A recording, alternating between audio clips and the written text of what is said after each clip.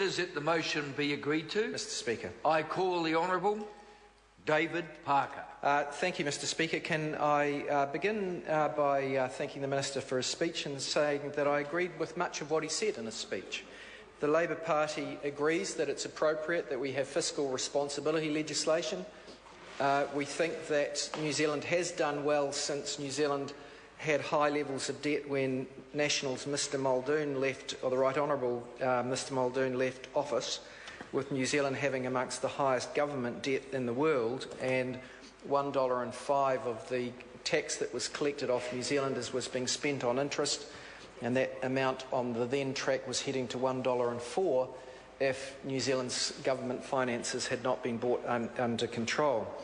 I also agree that one of the strengths of the fiscal responsibility legislation is the obligation on the Treasury to produce for the Minister to sign off a pre-election fiscal update.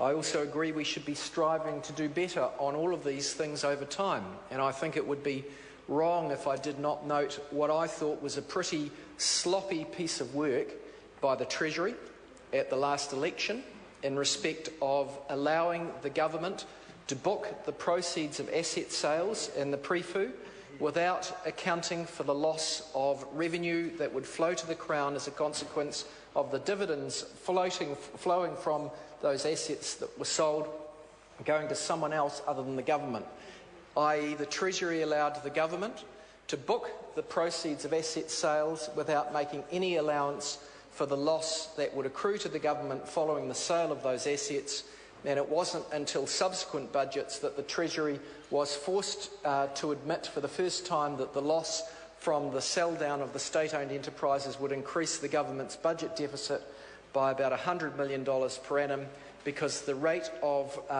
at which the rate of return or the cap rate at which those shares were sold was higher than the cost of government borrowings, so that the money that was saved through avoided borrowings or debt reduction was less than the profits and dividends foregone. And I think that that is still a pretty shameful episode in respect of the fiscal responsibility legislation. In fact, I know of no more glaring error, made worse by the Treasury and the government by the fact that when that was pointed out by the opposition, including myself, during the election, the government denied it and the Treasury stayed mute.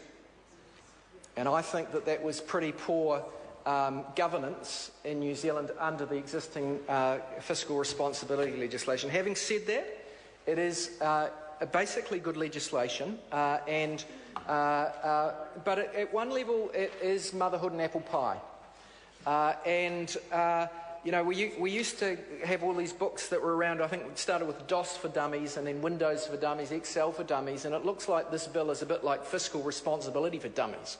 Because does really a government have to be told that we have to take into account the effect of government finance decisions between generations? The prior Labour government didn't need to have that written in legislation in order to set up the Cullen Fund in order to help pre-fund the future growing cost of superannuation. The prior Labour government didn't need to be told that in a time of plenty you should run budget surpluses, even if the National Party then in opposition was opposing those surpluses as being too high. We knew that that was the proper thing to do, and that's why we reduced gross government debt from 38% to 18% of GDP and net government debt to zero. We knew that that was the right thing to do. The fiscal responsibility legislation reminded us of that, but there was no need for us to be told that we had to achieve fairness in the tax system or fairness between generations, because we knew that was the duty of government. And any government that doesn't know that is not fit to govern. And I think even this government knows. I think even this government. Oh, there we've got Rusty on the other side there, chipping in, suggesting that the prior Labour government didn't understand that. We concede that the current government understands that. It's just not credible to suggest that either side of this House doesn't understand those are basic duties of government. They don't need to be set out in amendments to this legislation. I want to address a couple of other issues. I was disappointed that in the committee stage the pretty minor alterations that the Labour Party side wanted in respect of this legislation. The Minister and the Chair did not address why the government could not move on that in order to get cross-party support for this legislation. The Minister, in his contribution then, didn't address any of them either. The reality is those requests were reasonable and principled. We heard from Mr Goldsmith in his contribution say that the future cost of superannuation growing as it is, so that it will exceed education expenditure within 2 years, government spending on super, and it already exceeds all welfare benefits.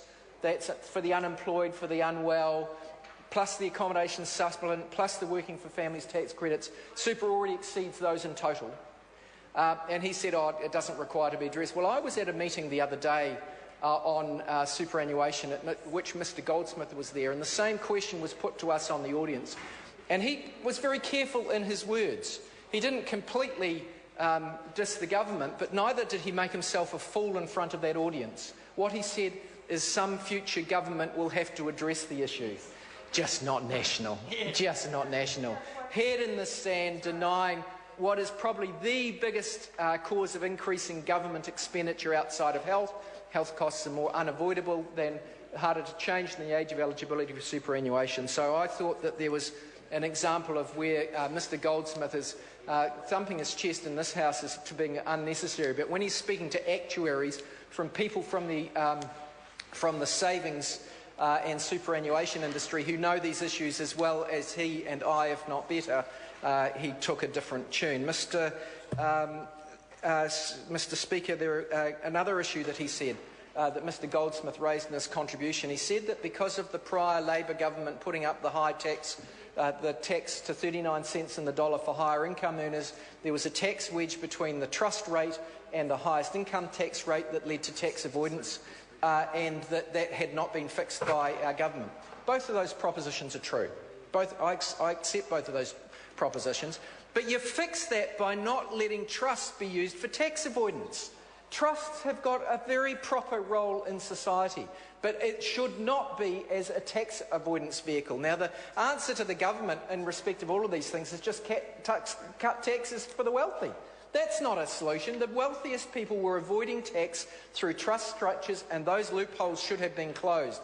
It shouldn't have been that they cut the highest tax rate, giving 40% of their income tax cuts to the top 10% of the population as they did. They should have addressed the problem of tax avoidance through trusts. Mr Speaker, we had advice from the Treasury officials in respect of this fairness between generations, that it would not affect the government's decision not to address the age of eligibility for superannuation.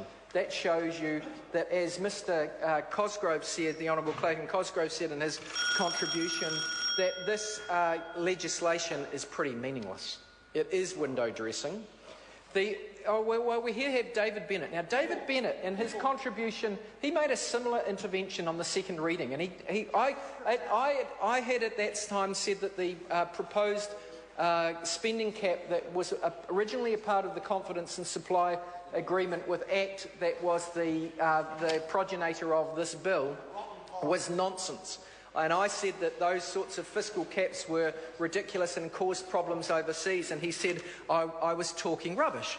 Well, I will remind him, as I did then, that the country or the state that is probably the exemplar of how caps as a percentage of GDP are wrong is California. California in the United States used to have one of the best state education systems in America. They then introduced a fiscal cap, and they could no longer properly fund their education, and as a consequence the education system in California has gone from being one of the best state education systems to one of the worst. And that's what happens when you have inappropriate fiscal caps. If we had a fiscal cap like National agreed to in their confidence and supply agreement with ACT, but then couldn't legislate because United Future wouldn't vote for it, we wouldn't as a country have been able to properly fund the Christchurch rebuild. One final thing, in respect of capital spending, I agree with the Minister's statements that there is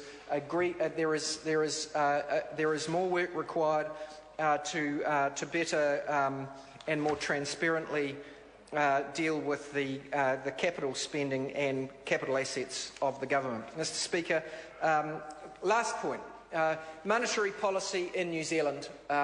We think that the amendments that we had to the wording would have made that better. We also think there should have been a reference to national savings. Neither of those were agreed to by the national government, and that's why we are opposing this bill.